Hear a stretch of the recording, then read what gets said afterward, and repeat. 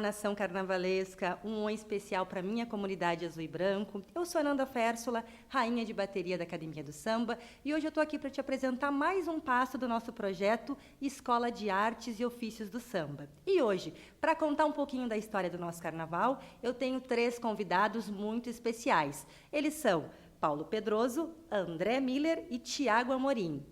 Paulo, fala um pouquinho para a gente sobre esse projeto.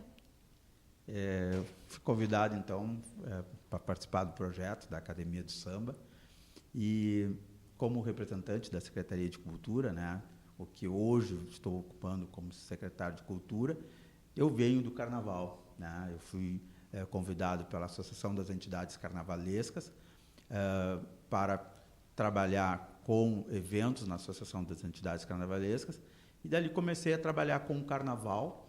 E essa paixão que eu sempre vivi, né, toda a minha família carnavalesca. E então vim participar, com a convite depois para a Secretaria de Cultura, organizar o Carnaval de Pelotas. Ótimo. O André que é diretor de manifestações populares hoje, né? O que tu está achando desse projeto? E te apresenta aí para o pessoal te conhecer. Tudo bem? Satisfação conversar contigo, Rainha Nanda, né? É uma responsabilidade muito grande estar participando também com esse pessoal que conhece tanto de carnaval. Eu sou jornalista, estou ocupando essa função nas manifestações populares, que antes era muito bem conduzida pelo secretário Paulo Pedroso, desde janeiro, né? E sobre o carnaval eu conheço bastante em relação a coberturas que a gente acabou fazendo. Eu sou de um jornalismo mais voltado para o esporte, mas dentre as coberturas de rádio também participei em muitas oportunidades do Carnaval e também como folião, né? Em várias oportunidades, nas bandas, na própria academia, e achei muito bacana a ideia deste projeto, porque o meu entendimento é de que o Carnaval ele precisa ser fortalecido a partir de um envolvimento comunitário maior, né? Dar uma resposta mais ampla, né, de que o Carnaval não é só aquele momento do desfile, que muitas coisas acontecem antes e que muita gente participa, no contexto de Carnaval ali na comunidade que está inserida. Então, eu primeiro dou parabéns à academia, ao projeto, né, que eu tenho certeza que vai ser de absoluto sucesso e no que a gente puder colaborar vai ser uma satisfação imensa. Finalizo, então, as nossas apresentações com o Tiago Amorim, que é um pesquisador de carnaval. Tiago, conta um pouquinho para a gente como é que tu chega nesse meio carnavalesco. Tu também não é daqui da cidade, né, mas conhece bastante sobre o nosso carnaval. Apresenta um pouquinho aí o teu trabalho para nós, por favor. Tudo bem, Fernanda, André, Paulo, uma satisfação estar com vocês aqui, todo o povo da Academia do Samba, o Carnaval Pelotense, que é, com certeza, um dos carnavais mais importantes do nosso estado. Eu sou de Cruz Alta, uma cidade também bastante carnavalesca. Estou completando 11 anos aqui de Pelotas e sou professor na Universidade Federal, né, dou aula no curso de dança, também no curso de licenciatura em História à Distância e no programa de pós-graduação em História. Coordeno nesse período aí o núcleo de folclore da FPEL e sempre me interessei por todas as temáticas que envolvem a cultura popular, as artes populares, o folclore, né? Eu acabei fazendo meu mestrado, meu doutorado, estudando o carnaval. No mestrado eu estudei o carnaval de Uruguaiana e de Pelotas e depois, já morando aqui na cidade, eu me interessei ainda mais e fui mais atrás, né, do carnaval pelotense. Foi quando eu desenvolvi a pesquisa de doutorado, né? Mas, independente de tudo isso, ou antes de tudo isso, eu sou um carnavalesco, sou um folião, sou uma pessoa, né, que desde pequeno sou acostumado a frequentar, né, os espaços carnavalescos. Me lembro quando estava na minha casa, lá na Vila Nova, em Cruz Alta, escutava a bateria da Imperatriz da Zona Norte, minha escola de coração, vermelho e branco, lá em Cruz Alta. Escutava a bateria tocar, a gente corria lá para o Clube Missioneiro, sede da escola, enfim, para curtir os ensaios, enfim, para participar desse movimento. Então, costumo dizer que eu não consigo me apresentar, né? Não consigo falar para as pessoas sobre mim sem falar do carnaval, independente de onde eu esteja, né? Não é só um trabalho, não é só uma ação acadêmica, né? É sobretudo uma paixão, e eu acho que a gente é muito mais feliz quando a gente escolhe os temas que a gente gosta, né? Consegue associar eles com o nosso trabalho, né? Temos a felicidade disso. Então, Uma satisfação aqui estar com vocês. Já parabenizo também a escola, né? E não só a escola, todos os parceiros e parceiras, né, que estão se somando a esse movimento, tanto na iniciativa privada quanto pública, no sentido de entender que uma escola de samba não tem esse nome à toa. Né? Se ela é uma escola de samba, ela também tem esse papel de educação, né? Essa pedagogia desses espaços que estão para além desse âmbito formal. Né? Então, a roda de samba forma, a quadra de ensaio forma, o barracão forma, a rua, a avenida formam também pessoas, né? Então, pensar numa escola de artes e ofícios do samba é efetivar, de certo modo, o papel de uma escola de samba. Então, parabéns para todo mundo, para toda a nação aí, muito feliz de estar participando com vocês. Que legal. Primeiro, é uma honra ter vocês aqui, né? Essa série ela vai ser dividida em 5 vídeos, e esse é o primeiro. E vamos começar, lógico, né, contextualizando como o carnaval surge no nosso país, né? Como é que esse movimento começa a acontecer, por favor? Bom, eu sempre costumo dizer que a gente não consegue falar do carnaval brasileiro no singular, né? Nós somos um país muito grande, nós temos regiões muito diversas, formações étnico-culturais, climáticas muito diferentes, então não teria como pensar o Brasil no singular, de nenhum jeito, quanto menos no carnaval. Então, o carnaval brasileiro são muitos carnavais, né?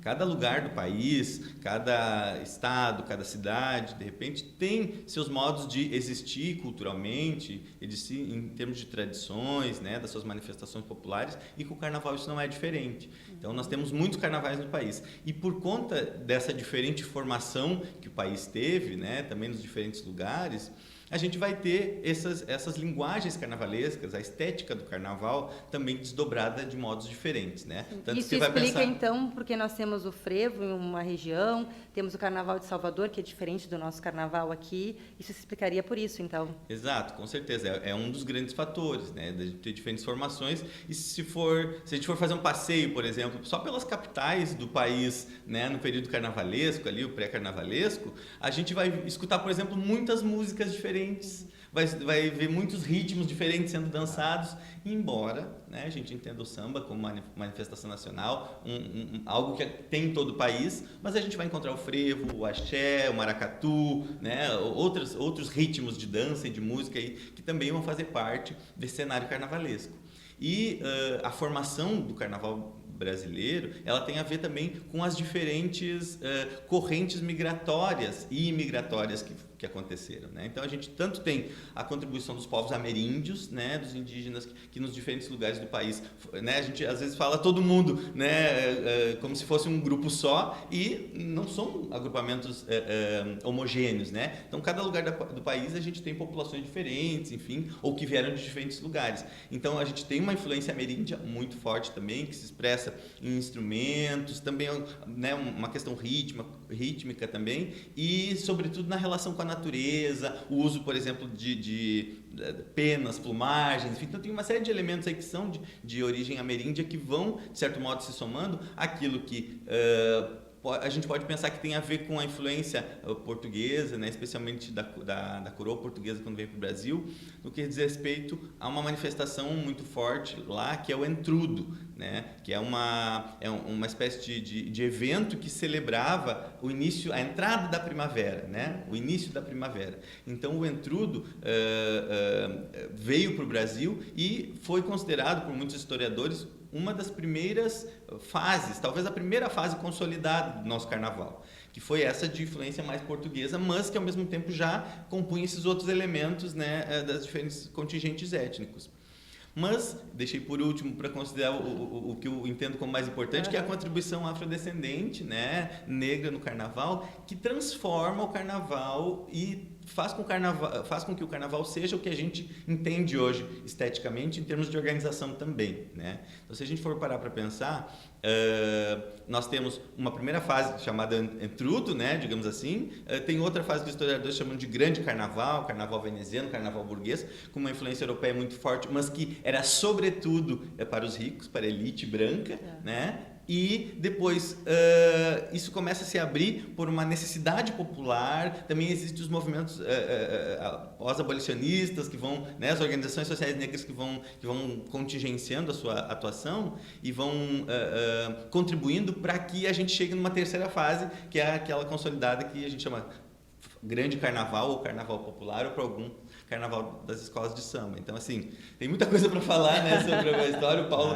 com certeza, é um cara aí super, né, envolvido com isso. Não, e aí acontece que o carnaval também, na cidade, o surgimento da carnaval de Pelotas, começa exatamente, o Thiago pode até corrigir ou acrescentar mais, né, Thiago, com essa influência dos clubes, dos cordões, né, na época, e aí começa esse movimento também do carnaval, que começa esse surgimento das pessoas formarem os grupos, né, e começarem a sair para a rua com seus instrumentos, com os seus grupos de carnaval. E aí eu uso um pouco da minha experiência em cima dessa, digamos que mistura, né, diversidade do carnaval. Em Pelotas, eu comecei a frequentar carnaval em bailes, né? Antigamente clubes sociais e também bailes, como no Guarani tinha baile das comerciárias, baile das gatas e baile dos bancários, que foi bastante comum numa época ali de anos 80, 90, não vou me entregar muito da idade aqui também, não, mais 90. Né? Então, o Carnaval de Pelotas ele surge nesse contexto, a partir dos blocos, dos cordões. Como é que isso acontece? Como é que o Carnaval chega em Pelotas? Como eu disse, a data de acontecimento da primeira manifestação, isso é impossível da gente precisar, né? Mas ali já no século XVII a gente percebe algumas manifestações, como eu disse, que estão associadas com o entrudo, e isso depois vai para esse outro período, né, do grande carnaval, aí até o altura do século XIX, enfim, e metade mais ou menos do século XIX. E o que a gente percebe, seguindo nessa ideia muito bem explicada pelo Paulo, né, é a importância dos cordões, né, que eles vão ser manifestações que são desdobramentos ou, de certo modo, consequências de uma manifestação chamada congada, né, das congadas antigas, os congos, as congadas, que eram ritos de exaltação aos reis de África, né? Então isso a gente ainda tem no país muitos modos de congadas, né, e congos que aconteceram, como eu disse, né, em diferentes lugares, de diferentes formas, mas as congadas vão contribuir para a organização dos cordões, que vão vir mais adiante a se tornar blocos, ranchos, né, com ou sem associação aos clubes, né? A gente tem, por exemplo, o Clube Carnavalesco Nagô, que foi uma manifestação absolutamente importante de resistência negra na cidade, né? Para fazer contraponto a clubes da elite branca. Por exemplo, na época de seu surgimento, o Brilhante e o Diamantinos, né? Que são clubes que historicamente nasceram, né, dentro da comunidade branca.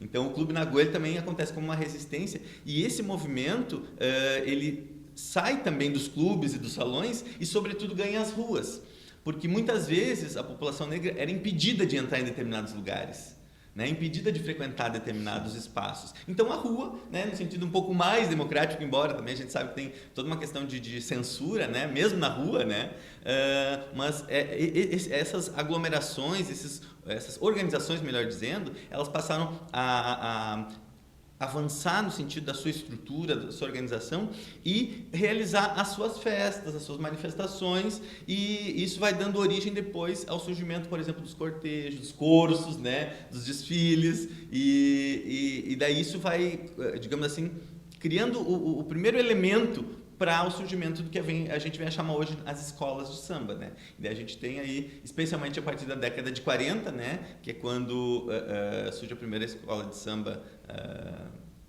aqui de Pelotas, considerada a escola de samba mais antiga do estado, a Academia do Samba, 1949, né? E isso surge como, digamos assim, reflexo desse movimento dos cordões, dos blocos e também dos clubes. Sim. Mas a Academia do Samba não foi a primeira escola a ser fundada aqui na cidade, né? Ou foi? pelos registros que a gente tem, sim, em 1949 foi a escola de samba, a Academia do Samba, a primeira a ser fundada. E também a primeira campeã do carnaval, né? A segunda escola de samba foi a General Teles, né? A ser criada, enfim. E a primeira campeã do carnaval, né? Ou melhor, tricampeã do carnaval, a escola de samba Academia do Samba. Olha aí, que a academia é pioneira, hein? Com certeza. Já sendo pioneira em 1949, viu só? Exatamente. Então, pessoal, a gente vai encerrar esse primeiro bloco por aqui, mas fiquem ligados que na próxima semana tem mais um episódio da nossa série para vocês conhecerem um pouquinho do Carnaval de Pelotas. Até mais!